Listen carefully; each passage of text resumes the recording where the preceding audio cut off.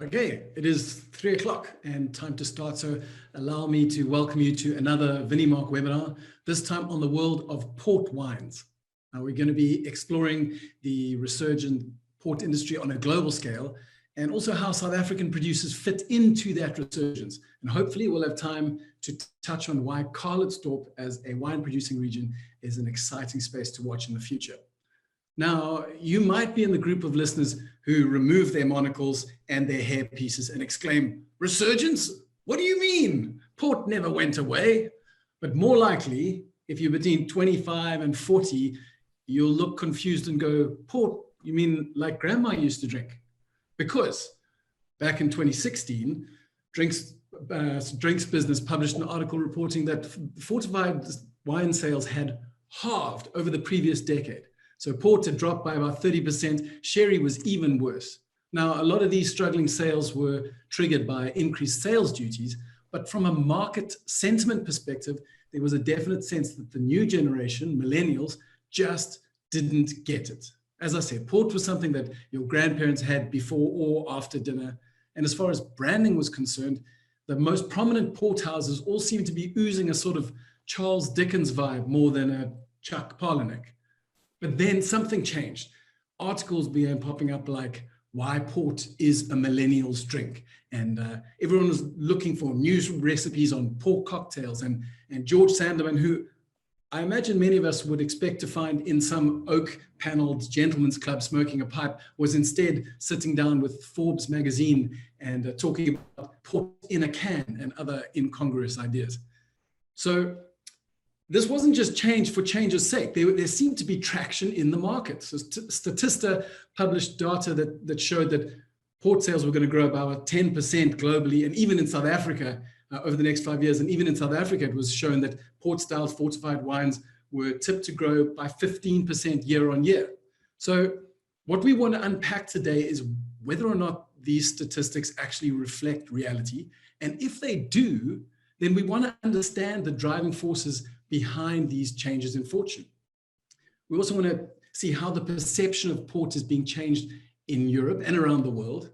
And then we want to focus on how South African producers can better connect to their global market.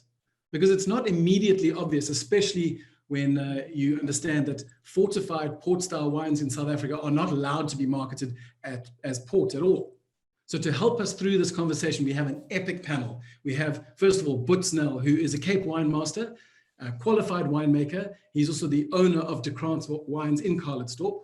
Then we have Harry Symington, the communication and brand manager for one of the world's largest port houses, the Symington family estates in Portugal. He also happens to be from a family that has been producing port for 5 generations. Then with a little less history, but a lot more flair, we have the mixologist, genius, and friendly face behind the Splash Purist website. He calls himself the Wizard of Oz, which is a joke that you have to read to understand. But more importantly, he's a multi-award-winning bartender who's been competing in flaring and mixology contests, both locally and around the world, for almost 20 years. He's also the founder of the SA Bar Awards here in South Africa. We have Rui Falcão, who is a globally renowned specialist on both Madeira and port wines, and he's been consulting, training, writing books, educating people for almost 30 years. And finally, we have Margaux, winemaker at one of South Africa's most awarded producers of fortified wines, Boets, and she's also the chairperson of the Cape Port Producers Association. Okay, that is the panel for today. Very exciting. I wanted to start the conversation by getting some terminology nailed down, which we'll no doubt be using a lot for the rest of the chat. When it comes to sparkling wine, we all understand that champagne is from Champagne and Cap Classique is from South Africa. No one talks about champagne-styled sparkling South African wines. Okay, we just don't do that. We got different origin, different name. But when it comes to fortified port-styled wines in South Africa, it's not so easy. Mostly because in South Africa, we have simply made the word port silent. And yet when we talk about it, it's still very much implied. So what was a Cape late bottled vintage port is now just a Cape late bottled vintage. And what was a Cape Tawny port is now just a Cape Tawny. And the same goes for Cape Ruby and the rather ambiguous Cape Pink, which I guess could be a fish for all we know. So in light of this initial little bit of confusion. I wanted to ask Margaux now to bring clarity. As the chairman of the Cape Port Producers Association, she's going to help us get the terminology right. Because Margaux, I mean, given that the Cape Port Producers Association still has the word port in its name, are we not contravening some PDO law somewhere here? Hopefully not. No, we're luckily not breaking any laws by calling the Cape Port Producers Association still the name. As long as we don't use the name port on a bottled wine label, we are not breaking any laws. But in the end of 2011, when the port name changed, I think the port industry did have a little bit of a shake up, and I think that was also a positive. Things that we can take away from the name change, because before that, 2011, end of 2011, there was still a lot of producers just naming their products port. Not a style, nothing, anything with it. And I think with that, they were forced to choose which style they are producing. So most of them did move into the Cape Ruby class. Some of them did move to the Cape Vintage. So there was a lot of education around the styles before we decided we're going to silence the word port. Most producers did, before the name change, that put the name port already smaller and smaller on the label to make sure that the consumer aren't getting too much confused. So most of the labels did stay the same, just like you mentioned, that when the word port just was taken away from the label. So I think that when it's synonymous with the port style wine that we produce here in South Africa, Cape Ruby, Cape Vintage, Cape Tawny, did get a lot of recognition beforehand. But coming back to the name of the association, the South African Cape Port Producers Association, we are looking at a name change there to include the different styles, like the still wines that with the Portuguese cultivars that we are producing and also focusing on, to include that. But that would be a future name change. And don't forget, we're still waiting for our 14 million euros that was already turned over to our government to help us with the name change and the marketing of the style and all the wine styles in South Africa. And we still don't have any answers about where that money is going, or if we are going to see any of that for our industry. Well, that's delightfully controversial. I feel like we need to do a couple of follow-up stories on that piece. That's crazy. So, but I mean, I know with Cap Classique, they had a fair amount of success in rebranding the entire category. So when you are trying to talk about South African port style wines as a category internationally, how do you refer to them if you're doing a trade show in Europe? We unfortunately still use the word port style because we want to include that we are using Portuguese cultivars and we're making it a traditional Portuguese method. So yes, we are focusing on the styles and making sure that people understand Cape Ruby, Cape Tawny, Cape Vintage is the South African names for those category, and we were never allowed to export with the name port on the label, since even when we were use it locally before 2011, we were never allowed to use it for export. So I do believe the export markets that is very small for the port industry in South Africa. We don't export as much to Europe or any of the other countries. I think the main markets are a little bit UK and I will probably think Netherlands and Germany is probably the biggest markets for South African fortified. But yes, we still have to include when we talk about it to people, it is a port style, but when we do emphasis, it is a fortified category and we use the styles rather than actual word port. Great. So now port as a protected term, I mean, that whole protection is relatively recent, but South Africa has been producing fortified style wines for much, much longer than that. So what I wanted to do at this stage is get Boets now to give us a little bit of a history lesson into how South Africa began producing these fortified wines and where they're headed. What can you open that up for us? Hi, Jono. Yes, port style wines in South Africa has been made since the late 1800s, 1880, 1890 roundabout. But it wasn't really made from Portuguese grape varieties at that stage. It was more like a half-sweet fortified wine. But you know, there was a lot of influence from the English community in South Africa, and they loved their ports, obviously coming from Portugal, and you know, they supported that, you know, buying the ports and drinking the ports, or the port style wines made in South Africa. But it was only in the late 1940s, around about 1947, 48, that the first Portuguese grape varieties arrived in South Africa. Actually, at Margaux, they planted the Tinta Barroca, Tinta Roriz, Suzao, and Tinta Francisca. And then the first Touriga Nacional was planted also at Margaux in the late 1970s.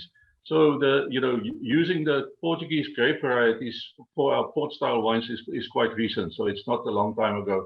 Actually, in Calitzdorp, it's even more recent. The whole port industry or port style industry in Calitzdorp started in 1973, and actually by mistake. That was in that year, the Krans and Boets was still one cellar producing under one roof. And we split up in 1981, and they started their own brand in 1982. So it was actually Rouzan's grandfather and my father. They decided together that they wanted to plant red grapes in Calitzdorp, and they went to the Swartland and they saw Shiraz, and they bought some vines and planted it and grew grapes and eventually made wine from it. And then only they realized that it was actually Tinta Barroca. So the whole port industry, or the port style industry in Calitzdorp, started basically in 73, the first wine made in 77. And since then, we moved quite quickly. You know, in the mid-1980s and the early 1990s, most of the other varieties were planted, especially Touriga Nacional, Tinta Roriz, and Suzao. I know Boets also have a little bit of Touriga Francesa. And you know, so then we started making wines from all those varieties. But I think what more important than the varieties itself is in the older times, before the 1980s and 1990s, the styles of port style wines in South Africa was quite sweet. You know, we're talking about 120 plus grams per liter of residual sugar. But when we started, the Calitzdorp producers started making, you know, putting our heads down and started making proper port style wines. We made it more in the traditional style with using lagars, open concrete fermenters, punching the cap, all of that. And then also getting the sugar down to about between 90 and 100 grams per liter, which is, you know, much more in balance than 120 plus. So since then, I think the sales of port style wines in South Africa has been quite stable. It grew quite nicely in the 1990s and the 2000s. I think now it's a little bit difficult with COVID, but I'll elaborate on that later. But there's a constant growing of the port style wines, especially of those made in Calitzdorp. So, as you were saying, Boets, it started out, the cultivar planting at least started out in Stellenbosch, but very quickly, as far as the South African market is concerned, the center of the country's best fortified wines became Calitzdorp. And I know De Krans and Boets just rake in awards year after year. There's something special going on with the Calitzdorp terroir. And can you tell us a little bit about the terroir and what makes it so suited to producing port style wines? The terroir is actually quite similar in many ways to the Upper Douro, to the Douro Superior. You know, the climate is very continental. As I said to Anneret earlier, we're not getting all the rain that you're getting in Stellenbosch at the moment, although it's just started raining, so maybe there's hope. But we have warm summers, you know, not as warm as many people think, because our nighttime temperatures drop very nicely. But easily 35 degrees plus every day, and a few 40 degrees plus, per season.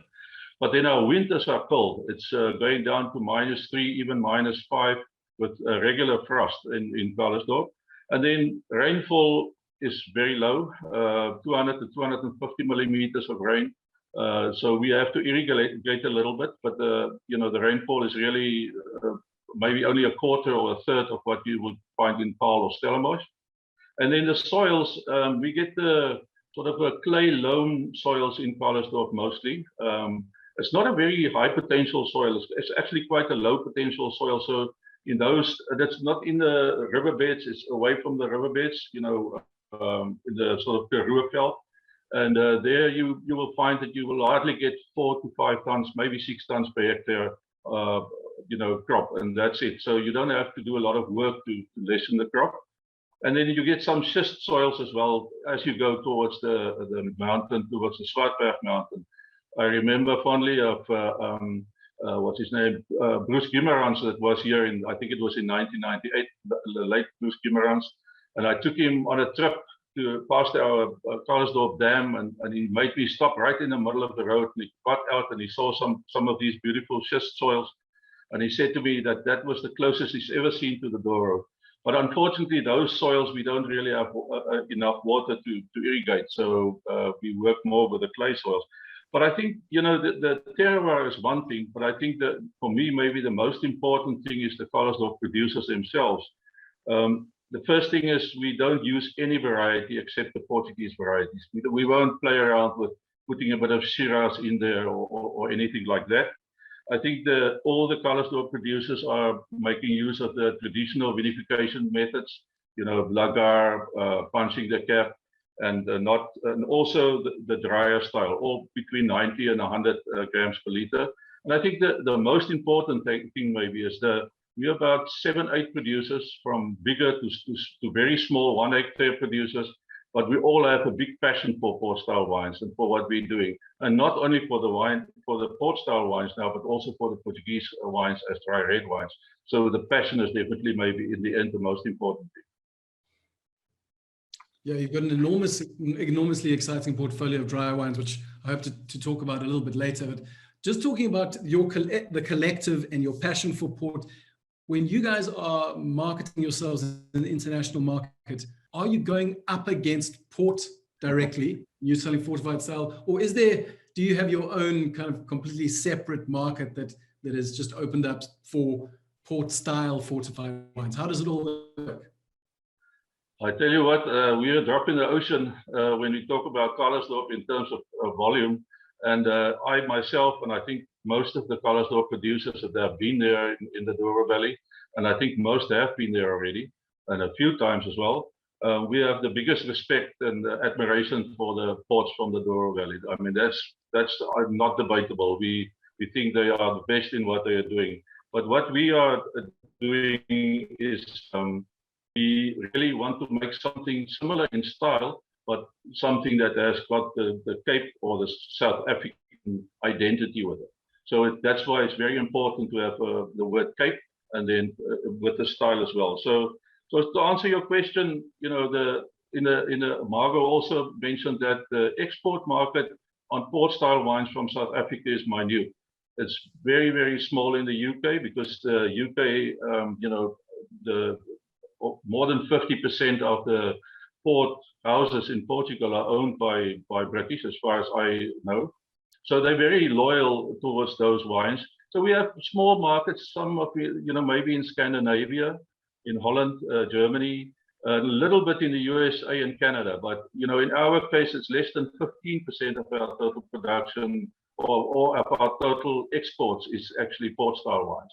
So I think we are maybe too small, but we will not be the exports category of port style wines will never be big from South Africa. I don't think so. Well, I mean, so for wine producers during COVID or during these COVID last 2 years have struggled with domestic sales, but have actually done okay on the export market. And now you're saying that a lot of your products are consumed here in South Africa. So are you experiencing any of the uptick in sales that think tanks like Statista are saying that you should be experiencing? Well, traditionally in South Africa, and I guess that's more or less the same in the Douro, ports mostly sell in winter, in your winter, because most people think of a port style wine as something that you drink around the fireplace that you will have in the middle of winter. That's something that we need to change. And I think I want to hear from the clever people how we can do that today. But traditionally, when it's a cold winter, you sell a lot of port style wine. If it's a warm or mild winter, you don't. I just checked a few years ago, in 2018, for instance, it was a very good winter, especially in Gauteng, which is our biggest market, and the sales soared. But then in 2019, it was quite a mild winter again, and then it dropped by 30%. So it's very weather related in terms of port. But also for me to see a trend at this moment is very, very difficult, because in the past 16 months, we couldn't sell any alcohol, including port style wines, for 5 of those 16 months. So it's a little bit unfair to compare, say, 2019 figures with 2020 or 2021, because already in the first 7 months of 2021, there was 2 months of no sales. But definitely, if I look at 2020 to 2021, there was definitely a good growth, a double-digit growth for the first 7 months, including the month that we couldn't sell. And I think also the end of last year, between October until December, there was a nice uptick of port sales, which is supposedly not to happen because that's sort of the start of summer already. But I think it's a matter of, people have wine cellars at their houses, and they finished all their wines and they got to the ports maybe, and then they rediscovered the port. And when the lockdown ended and they could buy port style wines again, they actually did. So I hope that's not just a once off, but I'm quite positive that there is growth happening in the port wine or port style market. It feels like port was delivering some much needed comfort in those desperate times when everyone's selling around to the last few drops. So thank you, Boets. Harry, I want to bring you in here, because we've been talking about our little tiny corner of the world, where we've been experiencing a kind of general sense that there's some excitement around port. But for many of the consumer trends that we enjoy in South Africa, they of course originate on the continent. So just as I asked Boets, have you in Portugal seen an economic reality to all this talk of a turnaround of sales statistics that are predicting high levels of success? Yeah, absolutely. So over the last 10 years, we've seen growth within the premium port market specifically. And you mentioned earlier some of the drivers that are contributing to this. And what we're seeing, just like in other categories and other alcohol categories, there is a renewed emphasis on quality. So as we know, people are increasingly conscious of their health and wellness. This is being fueled by social media. So people are more mindful of how much and what they drink, essentially less but better. So I think this contributes some of the increase that we see in premium port sales. The other thing is, the other element that I think has helped is a renewed emphasis on authenticity in terms of stories, in terms of the drinks that people are consuming, and a focus on provenance. And the port trade has this in spades. It has wonderful stories to tell. When people come to visit us in the Douro, they can see the challenges that Boets was referencing, not only in our region, but also in his region, the challenges of producing wine in extreme climates. And I think this helps increase the perception of it being a premium product. So I think those are some of the drivers that are contributed to some of the growth that we're seeing. The final element is pre-COVID, Portugal, and specifically the north of Portugal, experienced a huge growth in tourism. I think Porto and the north of Portugal was the fastest growing region in terms of tourism. And what this does is it allows people, visitors, to come and see how port is consumed in Portugal. You mentioned at the beginning the sort of traditions, the stiffness around port, the perception that it's your grandparents' drink. And actually, when people come to Portugal, they can see how we drink it here, how it's consumed locally, as well as renewing that appreciation for a product that's produced in a very, very, can be a very, very harsh environment, such as the Douro.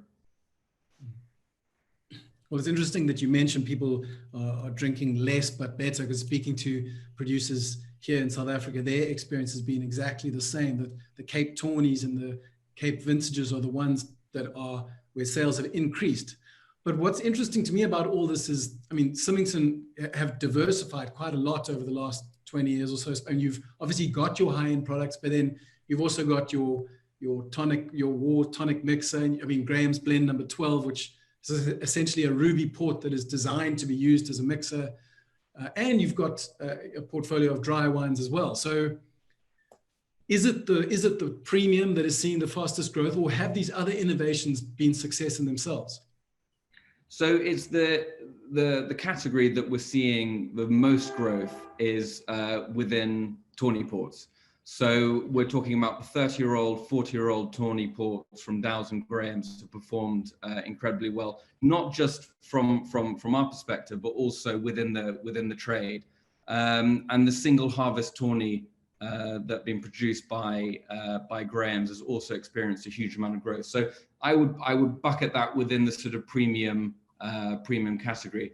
You mentioned the innovations that we've released over the last few years. So starting with Graham's Blend number 5, which was our first white port that we'd specifically designed for mixing.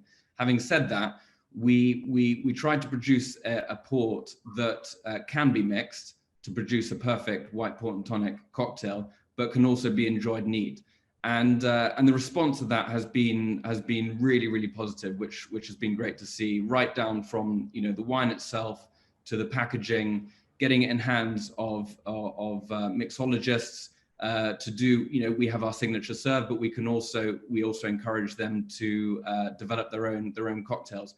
So that's been incredibly positive. And one of the reasons for doing this is also to appeal to a new generation of port drinkers. And I'm not necessarily saying a younger generation, just a new generation, a new audience, with the view to then trying out other ports within the port category. So tawny port, for instance, which is what we're seeing. So people start, maybe their first introduction to port is white port, maybe it's white port and tonic, and then they're discovering tawny port. Whenever I do tastings, it's funny, tawny port is always the style that people's reaction is instantly, if they're not familiar with port, their reaction is, oh, I didn't realize this is what port tasted like. Their perception is something perhaps a little heavier, which doesn't necessarily suit their tastes. So I think introducing people to lighter styles of port, perhaps, and lighter style, I'm sort of referring to a tawny and white, which I think are more aligned with consumer trends at the moment than perhaps other styles. So that's been really beneficial for us. And we just last month, we launched, you just referred to it, Graham's Blend number 12. So it's part of the Graham's Blend series, starting with number 5, which is the white port. And now we've released a ruby port in the same sort of approach, producing a wine that's incredibly balanced, incredibly fresh, aromatic, to be mixed in a cocktail, but can also be enjoyed neat, which I think is important, just to show the versatility of port. Absolutely. So you mentioned, I liked what you said about a new audience, not necessarily a younger audience, which it's a cool distinction. But that said, is the new audience largely younger, or is that an area that you still feel there needs to be work done? Are millennials getting into it?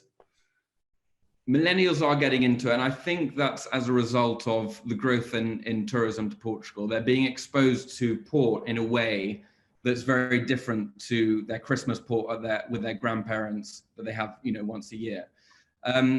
So I think that is working. When I talk about a new audience, not necessarily generational, of course it is the younger generation that have these strong perceptions, but there are also older consumers that still have the perception that port is something that you drink once a year. And with our recent innovations, we're not just targeting the younger generation, we're ensuring that they can also appeal to new consumers that are older, but also existing consumers. And that's certainly been our experience, which has been good. So you have the wine enthusiasts that are also reacting positively to these innovations. So it's not just, mixing port for the younger generation, which I think is really important. Well, I guess, as you talked about, tourism should be an obvious link, but when people get to see the narrative, when they get to see where it comes from, how it's made, that's very much in line with the global trend in all sort of food industry. So it should come as no surprise. But what I want to do is turn the conversation to Travis, because Travis, you get to interact with these customers one-on-one. You've had extensive experience around the world of both hospitality and competition platforms, but you also have no allegiance to port whatsoever, which is why it's really interesting to have you here today. I wanted to get your impressions on the kind of sensory qualities that port has. Does it have what it takes to stand out amidst a whole range of options that you have when it comes to creating sweetness or texture or, you know, aroma in a drink? What are the things that draw you to port, and do you see it as a potential for growth in your job serving customers one-on-one? Yeah, absolutely, Jono. I think that's, you know, the nice thing about port is that not only can it, how do I say, not only can it have the allure that all of the other alcohol categories have had already before, it's also got the benefit of knowing that other alcohol categories have had some success already in the cocktail market. So things like bitters and amaros, vermouths, all that sort of stuff have kind of led the way already and have already experienced massive gains inside the cocktail market. So when we look at cocktails and we're looking, I mean, I know we're looking at a resurgence, and we're talking about a resurgence now, but cocktails doesn't really work like that, or they don't really work like that. Cocktails, we understand that it's more of a merry-go-round than a super tube. So a lot of people think, excuse me, that this is going to be a big thing right now, and we're going to ride this wave, and then it's just going to dump, and that's the end of it. But that's not really true. What we find in the world of cocktails is everything is very circular. So what could be in right now could be out another time. It will come back again at some stage. And so what we're seeing now in the current cocktail climate is that fortified wines and vermouths and amaros are hugely popular right now. So I wouldn't be surprised if Harry says things like you're experiencing a big up push on something like port and tonic, which is not something that I discovered when I came to Portugal, now that I live here. It was just something that I naturally gravitated towards because I'm in Portugal. I'm thinking, let's try out their ports. How do we want to drink it? And at that stage, as you know, even being back home in South Africa, that gin had already paved a massive way for people to enjoy drinks with tonic water. Even though it does have the sugar of Coca-Cola, things like Coke and Sprite and all that sort of stuff are kind of being pushed out. And tonic water was that mixer that held the hand of gin to make gin what it was when it was taking over a couple of years ago. And so naturally, things like the spritz, which was an old school cocktail, now is coming to the fore, and now it's circular again. And now those spritz style cocktails, where we're taking spirits, we're taking some liqueurs, we're taking fortified wines, and we're literally just taking them and we're just lengthening them with a soda water or a tonic water or a splash of these sort of things to refresh the palate, especially on hot summer days. It reminds you of being in the Mediterranean. And we can take whatever we love about that base, and then we can expand it so that we're not just enjoying it in small increments, but we're enjoying it over an extended period of time. And so I just automatically went to port and tonic. Port and tonic I also love because it's really simple, and when people talk about perfect serves, you're not going to touch a great population where things are going to be super mixed, where you require the hands of a skilled mixologist to do so, and if you want to get it into the home user and in their frontal lobe and have it at the top of their list when they're going to go buy their alcohol, then you're going to have to give it to them in an easy way. And I think something like port and tonic it's simple, it's refreshing, it's tasty, it's in line with what's happening now as a global trend.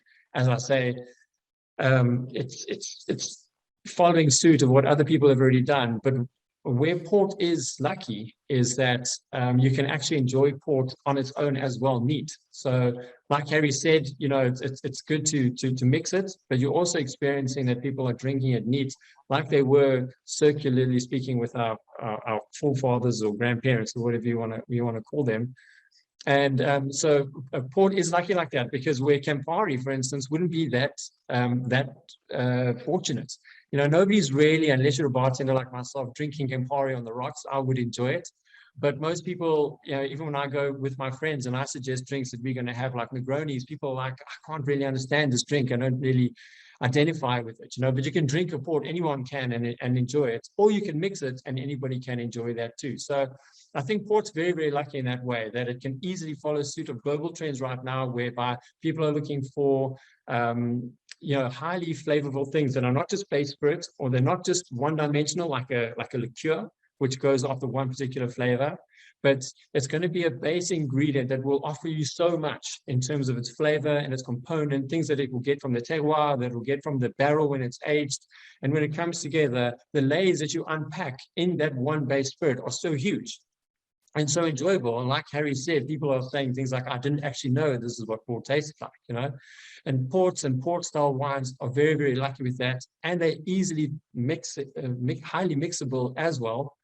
And then if you really, really want to get into it, you can get some vintage or some really premium ports, and you can make a really special cocktail out of that and put that on a high-end cocktail menu. So it really does play well across an entire menu board. And if, as a consultant, or if I was going to start my own bar right now, I'd be happy to bring ports in and have it play in many different areas of that cocktail menu. Yeah. Well, I've always appreciated on the few occasions that we've chatted in the past, I've always picked up your love for simplicity, but also for great ingredients. And so you've mentioned obviously the port and tonic and the kind of spritzers, but given this framework of simplicity and something that people can do at home with port, what are some of the perhaps lesser known cocktails come to mind that you think are really going to work with port as an ingredient? Yeah, so as I said, port was a massive thing about 100 years ago, or even more so. And most of the classic cocktails from those days, because they didn't have they didn't have the luxury of having Coke brought to you in a can or box juices that we have right now. You know, everything in those days was just booze on top of booze on top of booze, you know, layering flavor on top of flavor until you came out with a wonderful drink that was harmonious together. But it was quite stiff, obviously, and most of them were in short glasses or stem glasses. And we see that that's how we're going right now. You know, like the style of bartending is much stiffer. It's not as relaxed as it was, let's say, 15 years ago. Bartenders themselves are not goofy. They're very serious. You know, the equipment that they will arrive with and the equipment that they use, the skills and the techniques that have come out in the last maybe 5 years now have really pushed us into a realm where we are now making cocktails that are really meant to be enjoyed, not only just by sipping and by aroma, but by aesthetic appeal and by the way in which we prepare them, you know. And in saying that, we can move on past your sort of simple stuff, which I love, like the port and tonic already mentioned. I love spritzers and long, tall, refreshing drinks. But the second drink that I made when I came to Portugal was a port flip, which I think is an absolutely amazing drink. Tim Phillips won the World Class 2012, I think it was, by making a resurrection flip, which is a beautiful drink. It's a port. You can choose which style you want. You add a sugar. I was adding vanilla sugar at that stage, which I custom made myself. Then you can add your spices like nutmeg, and you can go a little bit wild if you want to use star anise or clove or something like that. You add that to a mix with a whole egg. Jono, you put the whole thing in, both the yolk and the white, you put it all in there and you shake it up. It's such an aggressive whip shake that you end up cooking almost the egg inside. So it's a completely natural drink. It's completely fine to drink. And when you fine strain it out, it's gorgeous. It's luxurious. It's creamy. It's beautiful. It's a short drink, a short style drink, and it's quite stiff, but it's got the sweetness. It's got the spice. If you shake it up and prepare it well enough, it will have both elements of strong and weak to it, and it's got that creamy mouthfeel, which is absolutely delicious. You know, and a port as a base for that is amazing because of the fact that it has that rounding effect anyway, just as a natural base, and just the nuances that you have inside port that you can play with the spices. You can go crazy with that sort of thing. Then the other drink, which I think everybody should make, is called the rainwater, which I took out of Jim Leanne's book. I made it on my Instagram feed very recently. Beautiful drink with bourbon as a base, but it is accentuated with a port. And this is a rainwater port right now, which if you do some homework on it. You know, it's a Madeiran port, a very, very popular port in the very olden days, which they used in times with dignitaries where they really wanted to celebrate. But anyway, you mix fresh pineapple juice with a squeeze of lemon, and you balance it off with a homemade creme de violette, which you will infuse with the peels of orange, grapefruit, lime, and lemon, and a little bit of a blackberry or blackcurrant juice, or you could muddle it in there, and you reduce that all down. And you make that into a beautiful drink, which they call Purple Rain. Also, short style drink comes in a coupe glass or could come in a wine copa glass. And you just garnish it with some brandy cherries. Absolutely stunning. And the last one, which I think everybody should go and do, or search at least anyway, is an Adonis. An Adonis is basically port with vermouth and orange bitters. Smashing drink, right up my alley. It's short, sharp. It's got loads of flavor involved. I would suggest introducing some kind of chocolate into it, either chocolate by way of port or chocolate which you add by way of a bitter or something like that. And it's always just to be careful with mixology, you know, because it's a balance thing. You know, the tongue identifies with balance. It loves balance. So as long as you're not pumping too much sugar into the drink and you get the balance between the dryness and the sweetness and the strength and the weakness, yeah, you should be able to hit a home run every single time. Superb. Well, I mean, it feels like there's a whole menu that guys can get going with. Yeah, sorry, it was a bit too much. I had to go quite quick towards the end. I won't take up too much time, but I mean, we can sit here and geek out about drinks all day. It's something that I love and enjoy. It's a big passion of mine, but I'll leave you with that for now. No, it's amazing. But this is exactly, and we're going to be talking more about this, but to hear you talk with a passion about it, I feel like this is, that kind of passion is the sort of thing that the port industry is going to need to maintain. And I think to really grip the millennial generation there's a sincerity, there's an authenticity that Harry was talking about earlier, understanding the processes and just looking more closely. You know, we become so blasé in our consumer habits that things like this stop you and make you think a little more intensely about details. Now I'm going down the side. Rui, I want to bring you in here. We've been, maybe the excitement is getting the better of us. But Rui, you've been focusing on port for a very, very long time. You, in fact, have the privilege of having spoken to at least 2 generations of port lovers. And I asked Harry the question earlier and he half answered, but you know, are you feeling that you're having success in getting millennials to interact with port in the same way, with the same level of passion that you fell in love with port back in the 90s, I think it was? I'm not sure about that. I think Harry summed it up when he said that instead of going into the younger generation, or only to the younger generation, we should ask for newcomers to bring into the wine business and to the port wine. Not being myself Gen Z or a millennial, I struggle to answer your question because, you know, I think sometimes we tend to, between ourselves who are not millennials or Gen Zers, discuss what they think. And sometimes we don't bring them into the discussion, which is sometimes a problem. But anyway, having said that, you know, Gen Zers and millennials are totally different when we're talking to any of them. And we have to remember that Gen Zers grew up in the digital age, and that's period. So they were born, not only they were born into the world of cell phones, they were born into a world of texting and social media. So, you know, it shouldn't be a surprise that Gen Zers expect nearly everything to be instant, interactive, and fast. While millennials are more about texting, Gen Zers prefer to communicate through images, through videos, and sometimes emojis. So social media channels appeal far more to these generations, especially, you know, things like Snapchat, Instagram, YouTube, which is the big thing. And we tend to forget that a majority, and it's roughly 75% of Generation Z, they rely on their smartphone for the entire web experience, including when they're purchasing. So we sometimes see a lot of producers, a lot of wineries that forget that the website, it has to be mobile friendly. So that they offer an enjoyable mobile experience. And it's something that we tend to forget about that sort of people.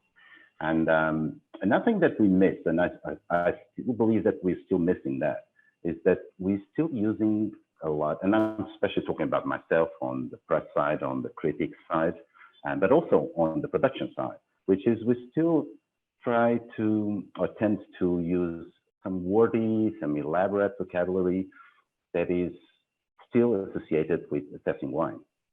Even when we're in informal settings, it seems that the arrogance prevails when we're talking about wine. You know, just a simple, I like it because it smells nice, just won't cut most of the time, especially when the chap that's sitting next to you is, you know, in his Savile Row suit, is speaking in the Baroque style, talking about his own experience.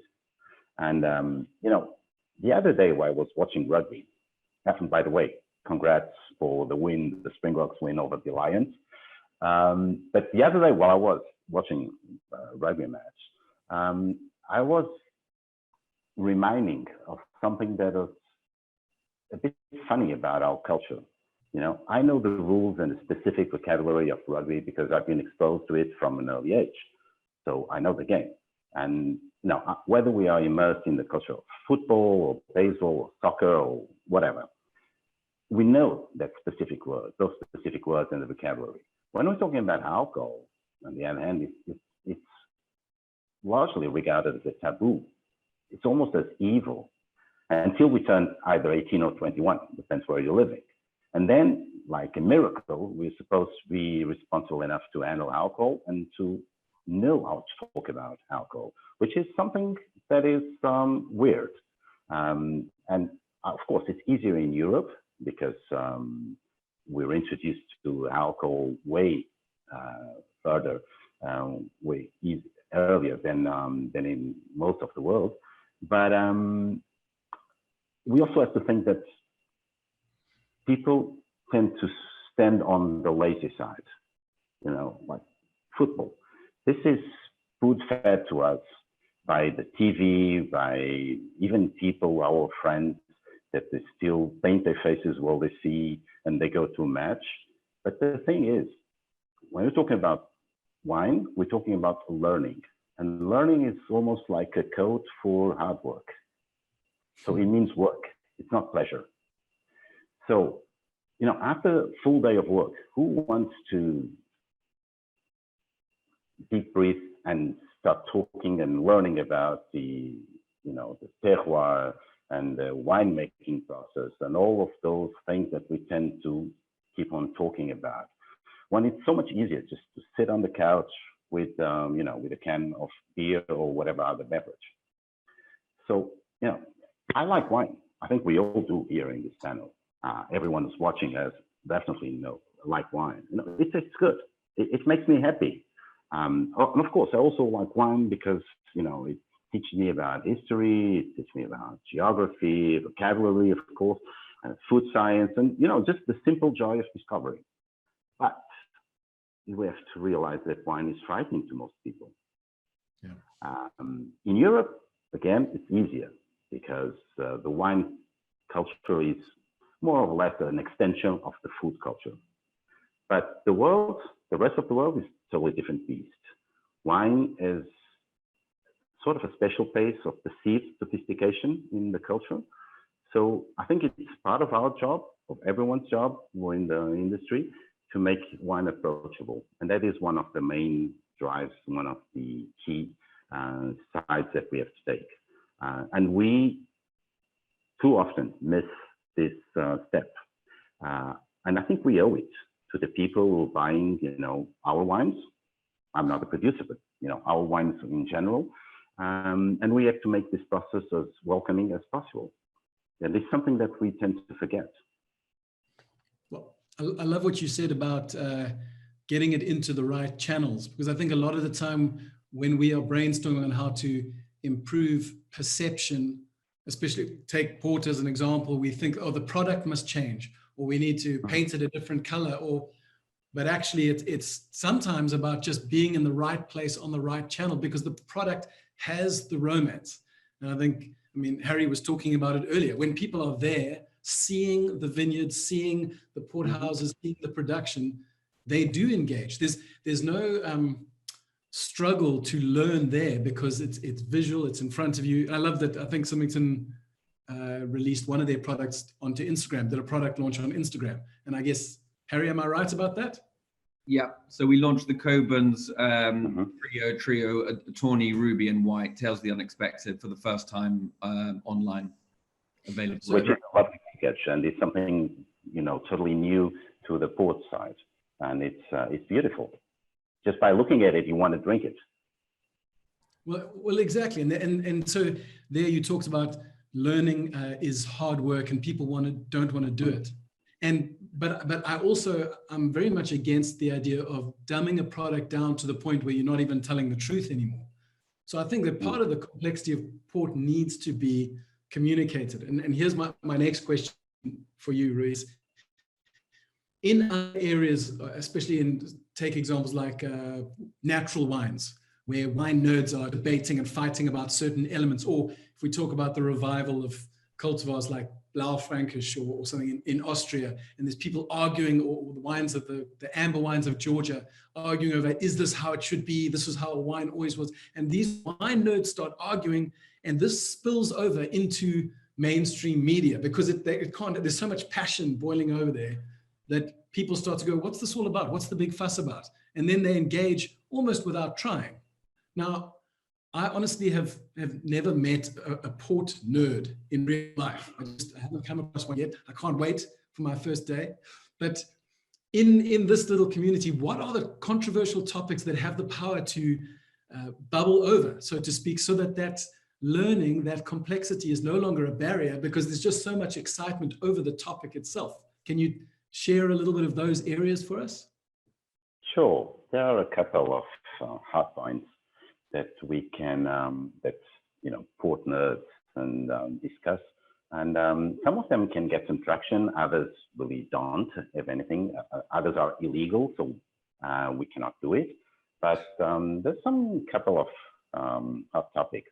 And one area already mentioned it, which is the resurgence, the comeback for Tawny ports.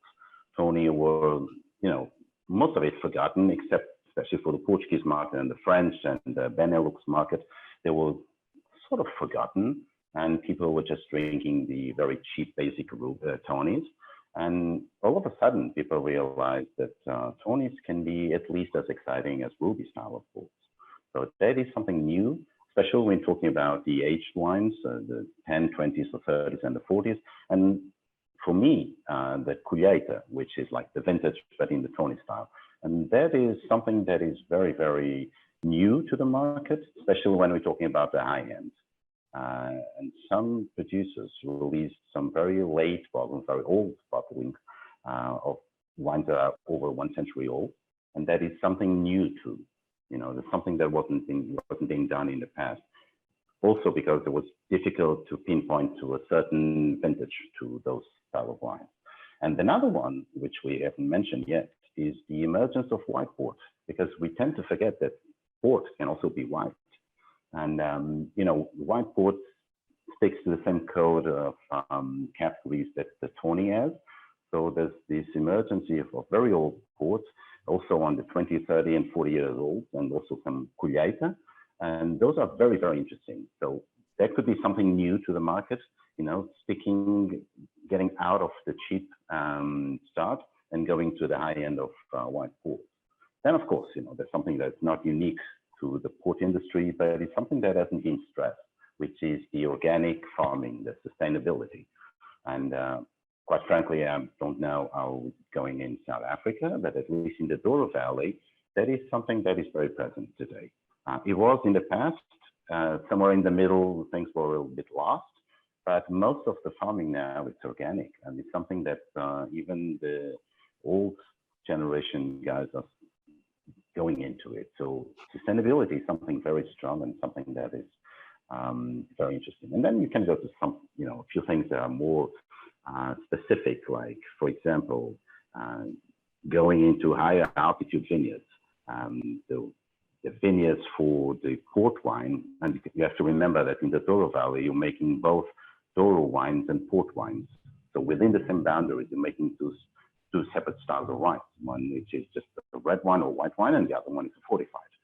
So most of the vineyards for port wine will be closer to the river, so the lower altitudes.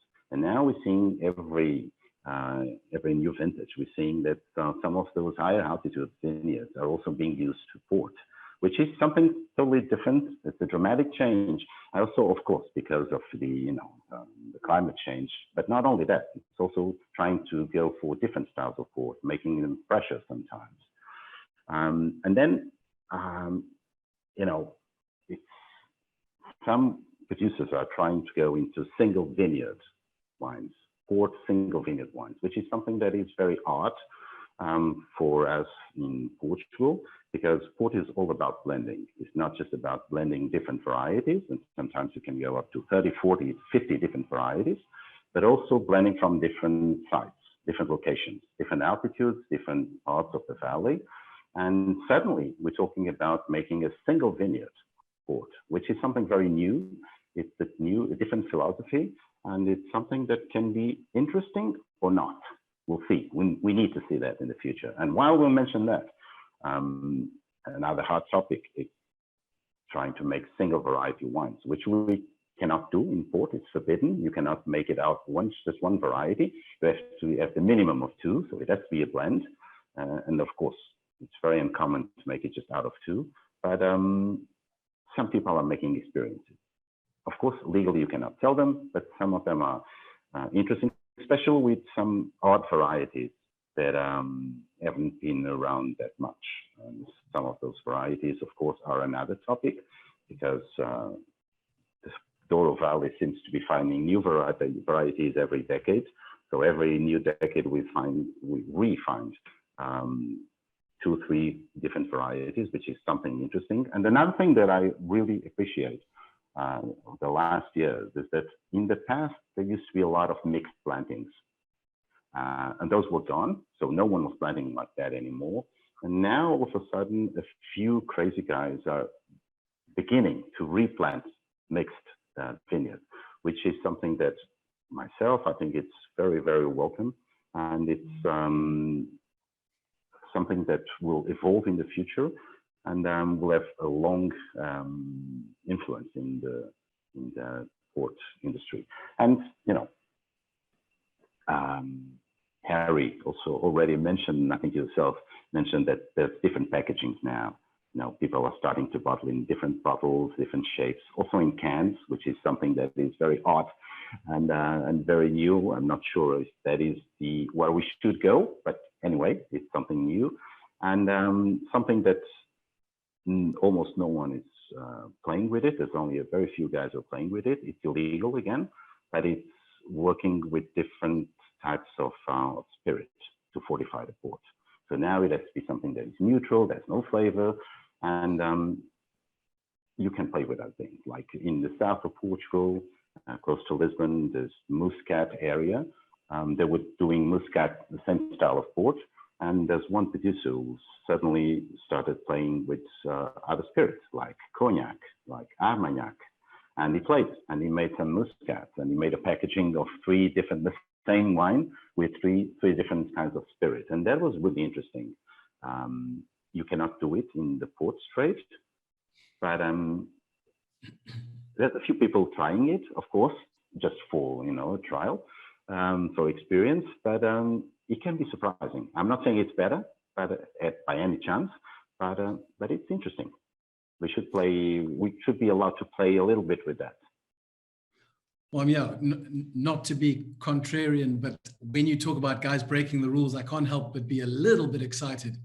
I mean, we think about the Super Tuscans as a category came about because guys started disobeying the rules. And even look at the new cultivars that have been allowed in Bordeaux over the last 2 years. That was a result of guys going, well, we're going to do what we have to do. So I think that's enormously exciting, and I'd love to hear more about that at another stage. Harry, I wanted to ask you, bring you back in here, that we've been talking about issues that are slightly controversial. Now, you run Symington Family Estates. I mean, this is a family business, right? So when the family is getting together for the Sunday lunch, I imagine it like an episode of Blue Bloods. You're just sitting around a big, I don't know if that actually happens or not, but what are the sort of family business debates that you guys have, the contentious issues about how port needs to be taken forward? So I think the first thing first is just to almost sort of acknowledge what the previous generation has done. So previous generation, when I refer to that, it's my father who's now retired, my uncle who's now also retired, and Charles, another uncle who's the head winemaker, and there are two other uncles. And over the last few years, the fifth generation, which is my generation, have recently joined. So I work with my brother and my sister and my cousin. And I actually think that what the previous generation has done is laid much of the groundwork for what we're trying to do today. So, they launched Wars Artima in a tall, clear glass bottle to show the color of the tawny. They launched that in 2000. So this is a long time ago. Rui was talking about the micro terroir ports from the Douro. The previous generation, they launched Graham's as the stone terraces. So they were responding to what was happening in other areas of the wine industry and applying it to port. At the same time, they built infrastructure. They built places for visitors to come and visit us in Portugal, not only in Porto but also in the Douro. So I think what they were doing was leveraging the authenticity, the changing the perceptions of port in their own way. What we're faced with in our generation is different ways of drinking port, specifically mixing, which wasn't necessarily happening before now. So when you talk about the debates and the discussion, it's essentially around that. What is happening when people are deciding to mix port? Is it here to stay? Is it just a fad? I mean, Travis talked about the cycle of trends. What we're seeing is that it's certainly here to stay for the moment. Is what do we do with that sudden interest in port? And that's really where the debate comes about. So we've launched, as you've already mentioned, a few new products to essentially meet that demand, meet that desire for new products within the port category, to introduce new serves, new experiences, with a view to then bringing people across to the rest of the category. Rui also mentioned making it approachable, making wine approachable. And I would say that is a big part of our philosophy, particularly the younger generation, is removing some of the stiffness, some of the concern about what you do with an old bottle of vintage port, for instance. Do I need to decant it? How long before do I need to decant it before drinking it, etc.? So that's not necessarily a contentious issue. I think that the previous generation would agree with that, but it's perhaps something that they're not necessarily as aware of as, say, we are as the younger generation growing up as wine consumers. There are other wines from different regions, which also, I don't necessarily know how to treat them. And I know from my friends' experiences that there is an element of, I don't know what necessarily to do with this port. So that will be a big part of what we try to do, is try to deformalize and almost like de-snobify port, and remove some of the concern around opening old bottles. Rui also mentioned the appeal of tawny ports and single harvest tawny ports, colheitas. I think that the appeal of this is that the aging has already been done, it's filtered, and then when you buy the bottle, it's ready. It's not going to change in the bottle. And I think that's part of the reason why it appeals to new port consumers, is it removes some of the fanfare, the decanting and all of that from port. So that a roundabout way of saying, of course, there are generational differences. Thankfully, the previous generation are very responsive to new ideas, as long as we present them in a sort of coherent way. It's essentially, what do we do with the sudden interest in mixing port? How do we capitalize on that growing interest? And our perspective is to bring them in and then bring them across to the rest of the range. Fantastic. I mean, I know Beckham has his own whiskey, and in South Africa we had a spirits brand that had huge success, bringing on Jamie Foxx for one campaign, and it just totally exploded the entire performance of that particular brand. Are any of the port brands looking to engage in celebrity marketing? Was that not something you guys think is in your wheelhouse? I think it would be quite an expensive initiative to do. I mean, certainly if a celebrity came our way and knocked on our door and said, "I absolutely love, single harvest tawny or mixing white port and tonic," we definitely would be game. But it's not something that's on our horizon at the moment. Fair enough. So Margaux, can I bring the conversation back to you? Sorry, we've now been on the other side of the world. I want to come back to South Africa and ask how what Harry and Rui have been saying, how that resonates with some of the strategies that the Cape Port Producers Association are looking to implement in order to boost the image of port, both in South Africa and internationally. No, definitely. I mean, there is, like Harry was saying, I mean, there is definitely a uptake in the higher end products. We also do the Cape Tawnies, the Cape Vintages. In South Africa, we do have Cape Vintage Reserve as well. And I think there is definitely more people who are looking into the higher end categories. Plus also do the Qualitas single harvest tawnies. And I think we are one of the only ones here in South Africa who are doing those. But on the other end of the market, yes, we in South Africa do have Cape Pink. We were referring it to as a fish, but there is producers to do the Cape Pink as well as the Cape White. And they do use it in the port tonic style for a few years now. The first can port has been bottled here in South Africa. It was for an export to the UK. I believe it was only 1,000 litres. So there is, in that sense, also a little bit of undertaking, not yet port tonic in a can or port tonic in a bottle or in a crown cap style yet. Probably watch the space, but I think the South African market definitely do engage in the mixology side. We do entertain people using the Cape Rubies, Cape Pinks, Cape Whites, as well as the Cape Rubies in that category. I think Cape Vintage, we still keep more higher end with the Cape Vintage Reserves. So that is pretty much in line with what the people were saying.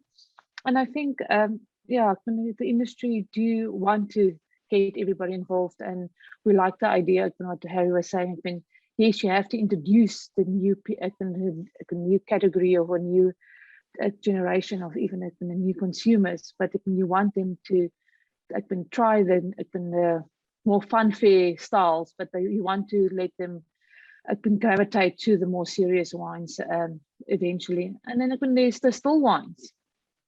That is definitely a big uptake.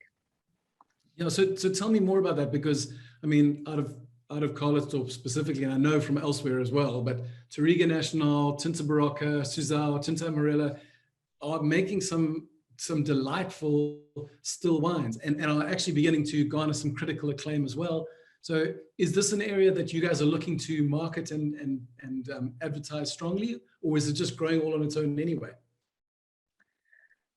It's definitely growing on its own. I think Alles Verloren actually did a lot of work for the international market on that sense, especially for the Tinta Barocca, for the Canadian countries. And I think for the export market, I think there is definitely the South African Tinta Baroccas probably see the most of that category. In South Africa itself, I'm a fond drinker of Touriga National. That's one of my favorite wines.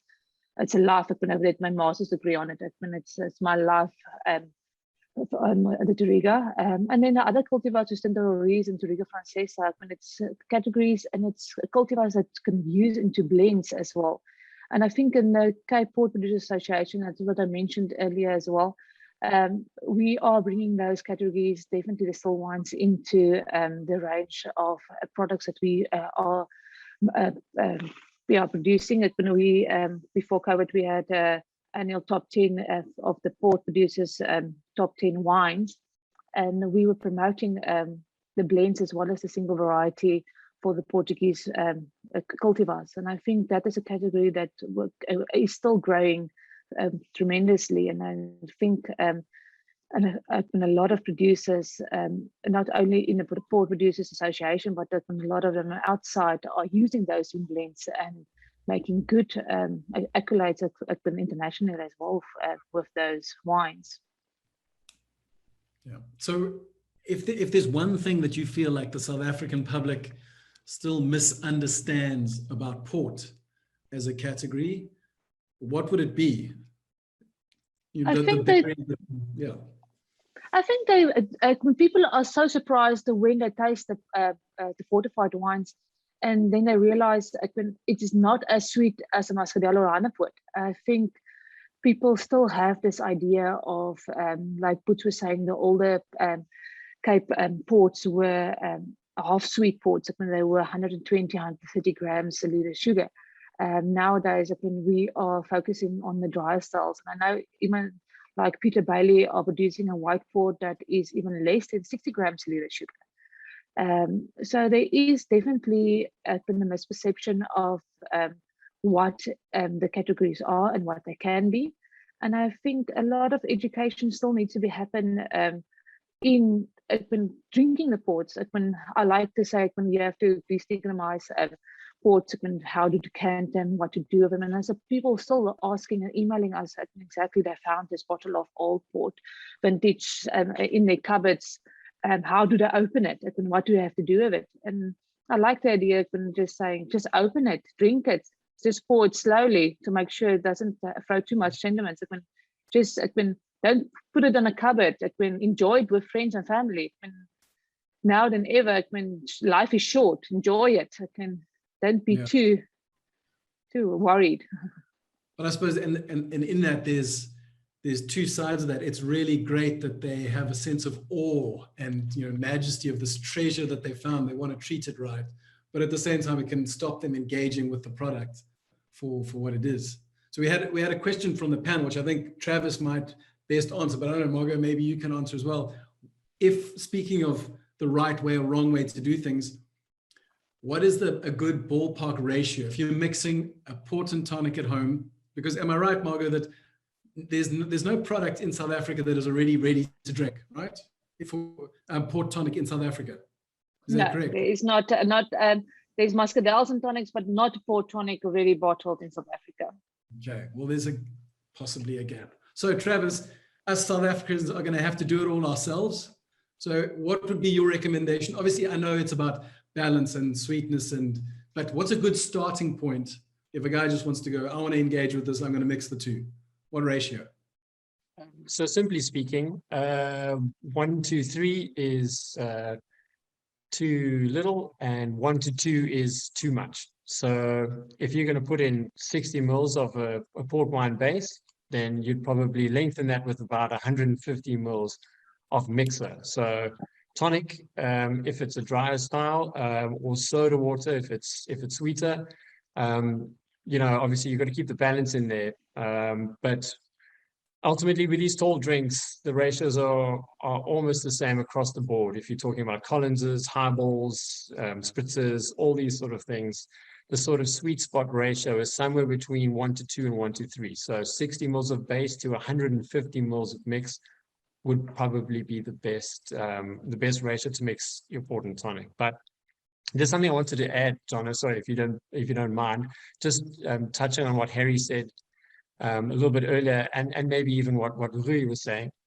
But maybe a little bit of a question towards Harry, but I mean, I can throw the cat amongst the pigeons here big time, but I'll just start off gently and just saying that, when it comes to ports and when it comes to drinking tens, and I've tended bar for more than half my life, definitely my entire adult life. And what I've noticed about drinking trends is that it's aligned with human nature and what humans want to do. And humans drink certain things around occasions. Every single thing that you can think of that we have as an alcoholic category is normally surrounded by an occasional link, you know, like champagne, it's always about celebration, or tequila and Jägermeister is always about getting charged up or going out on a party. And so with the exception of maybe beer, which doesn't really have an occasion, everybody drinks beer all the time. But everybody wants to achieve what beer has already achieved in terms of volumes. But what I'm thinking is that port in itself should look at identifying the occasion, like what is the occasion for drinking port, you know, and that's where you should put all your chips into it. So I've already sort of previously disposed that sort of vermouths and Amaros, Suze, and all these kinds of things have already paved the way by doing the sort of spritz hour, which I know is a big thing right now, sort of between 5 and 7 after work. Everybody gets to, you know, to those sort of cafe style places, and they're all enjoying these sort of spritz style drinks. You know, that is now becoming an occasion. And that could be, if Harry agrees or not, could be a reason why you see some upturn in port right now, because it would be a natural migration to go across there and try what port can do in these sort of spritz varieties. And so I think where it does really well is the fortified wine. The alcohol content is lower than a spirit, and that's a big thing right now in terms of bartending and local and international trends. Globally speaking, you know, what do you drink when you're not drinking? The low ABV or the low alcohol drink is a good substitute. Boets actually spoke about it earlier on, that, you know, maybe people weren't drinking as much port sort of like 5 years ago because they were worried that, you know, port was an after dinner drink and that would push them over the edge and they couldn't drive. So it all affects the occasion, and the occasion drives drinking trends, you know. So all we need to figure out is what is that drinking occasion, and then just put all your chips into that, and strike while the iron is hot, because port is hot right now, and it's got amazing qualities. Like I say, it's even low alcohol, so you can hit the low ABV. It's ticking some major boxes, and I think now would be the time to just smash it out the park. I thought for a second you were proposing a de-alcoholized port, which I was trying to get my head around. No, not yet. It is, I mean, that's a trend now in itself. I mean, non-alcoholic gins do very, very well. I'm not suggesting that you go that way. I think low ABV is good enough for a lot of people. You know, those people who don't want to drink, let's say they're for religious reasons, or they're carrying a child or something like that, then there's that alternative. But otherwise, people who want to go out and imbibe, they want to enjoy time with their friends, like Margaux was saying, there is an occasion for that. You just do it responsibly, and then port can be that answer. Where I want to put the cat amongst the pigeons there is when you ask Rui, are there any taboo things that you can do? I mean, here I'll ask the question, why don't we put port in? I mean, aging is a big thing right now. Blending has always been big, but aging is huge. And we see categories right now experimenting with sort of everything. I mean, I've seen whiskey. Bushmills has got a beautiful 16-year-old, which is aged in old port pipes. Some rums are aged in old port pipes now. What's the scope of putting port in barrels that previously housed a bourbon or a rum or a really peaty whiskey or something like that? Wouldn't that be cool? I mean, I know that there's a lot of rules that you have to get around, but maybe you create your own rules, you create your own styles, and then you can just really, really play around with it. So that's my question to the other guys. I don't have to answer it now, but think about it. I think we should be really messing around like the rest of the world is right now. I mean, there are almost no rules in the liquor industry right now. We've got spirits people messing around with wine people messing with spirit people. It just doesn't seem to be any rules right now, because people just want a point of difference.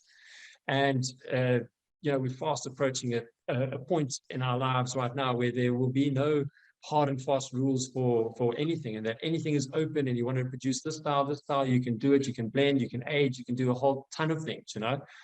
And I think the spirit guys are already doing it, and I think the wine guys should do it too. Come on, Rui, you got to have some thoughts on that. I might, but the first thing and probably the last one is that we cannot do it. The Port and Douro Wine Institute wouldn't allow it. It's as simple as that. You cannot play with it. But having said that, and there's too many wine producers, port producers to make consensus. So it will be difficult to change, really difficult. I'm not sure if there is a future in it. If you're talking about smaller wine regions like Madeira, yes, it is possible. And you can see, and there's always already available some of their wines that have been aged in bourbon barrels. That can be done, but it's only 6 producers in total. So, it's easy to change the rules if they want to change it. In the ports industry, I would doubt very much that that will be attainable. And quite frankly, I'm not sure if that will be the future. I think port in itself has the merit, and the wines are good enough to stand on their own. I think there's innovation that can be done in many places. I'm not sure if going into the spirits would be something that would benefit the port industry, quite frankly. So at this point, we're drawing into a close now. So I just wanted to know if there were any panel members who perhaps have some questions, as Travis just asked, for other members of the panel. So if you do, now is the time to ask that. I don't have a question, but I do have a comment. Yes.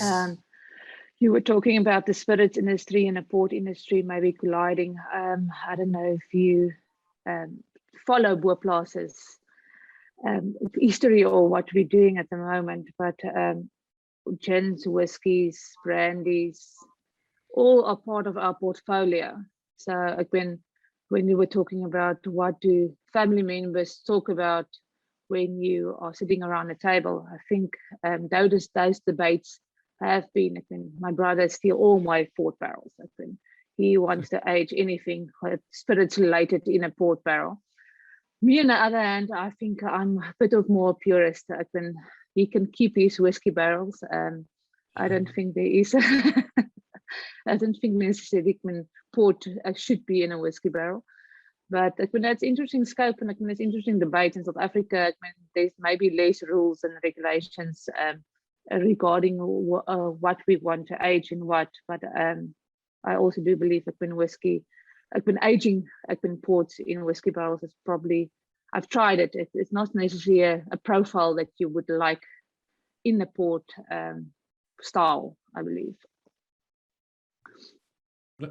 But I think what you just talked about, your brother versus you, the purist versus the product innovator, I feel like that feels like it's been the conversation for the last hour and 22 minutes. Has been this, on the one hand, going, port is a beautiful product with romance and process and history and geography, and people need to see that. And then on the other side saying, well, perhaps we need to innovate and mix it with this and put it in a different packaging. And I think that's the beauty of it, is that this is it's a complex issue with multiple valid approaches, I guess. And we talked about, the authenticity of the process, but we also talked about demystifying and deformalizing the drink. And those, in some senses, can be oppositional to one another. We talked about creating the occasion, which again is almost talks of formalizing port consumption again, but you actually want we want those occasions to be kind of every day. If port can be something that you can just knock back at the end of the day because you've created that occasion in the mind of the drinker, that is a step towards a sales upswing. And I think maybe that's what Travis was talking about. I liked what Harry and Rui was talking about, getting into the right channels, and the purity of the product doesn't need to change, but perhaps the place that message is being delivered needs to change. So I'm not sure if there's anything else that I missed about, but those were the highlights for me. And even though, as Rui just pointed out, it's not allowed to happen anywhere, I still think that it's exciting that there are guys breaking the rules in their own time in order to just see what's possible.